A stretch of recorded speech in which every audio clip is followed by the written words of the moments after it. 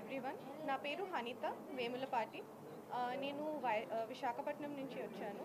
ఈసారి యూపీఎస్సీలో నాకు all India rank 887 వచ్చింది.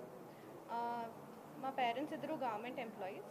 అండ్ యూపీఎస్సీ అన్నది నాకు లైఫ్లో ఒకసారి పడి లేసిన తర్వాత ఒక పర్పస్ ఎత్తుక్కుంటున్నప్పుడు వచ్చిన ఒక గోల్.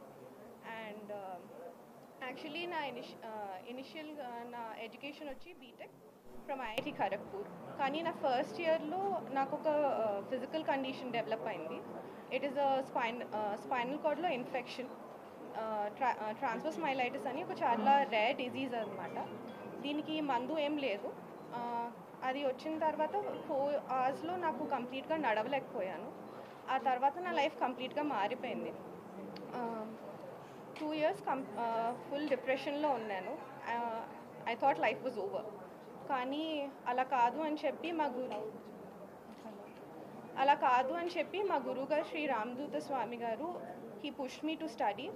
నాకు తర్వాత డిస్టెన్స్ ఎడ్యుకేషన్లో ఇగ్నోర్లో కట్టాను. ఆ తర్వాత నెమ్మదిగా డిగ్రీ కంప్లీట్ చేసిన తర్వాత ఐఏఎస్ చేయమన్నారు.